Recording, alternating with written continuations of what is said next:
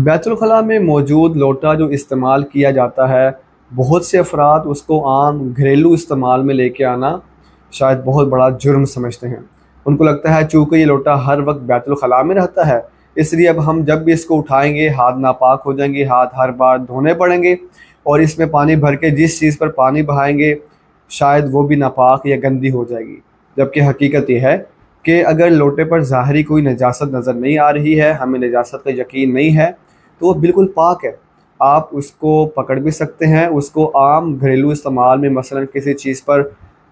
मसलन पौधों पर पानी बहाने के लिए आप इस्तेमाल कर सकते हैं, वो नापाक नहीं होंगे। अलबत्ता अगर दिल कराहत महसूस करे उसको इस्तेमाल करने में, वो एक अलग इशू है कि आप ना करें, लेकिन अगर किसी ने कर दिया तो वो चीज़ नापाक नहीं होगी और ना ही गंदी होगी, क्योंकि हमें उस पर नजासत का यकीन नहीं है, और जब तक नजासत का यकीन ना हो तमाम चीज़ें पाक रहती हैं।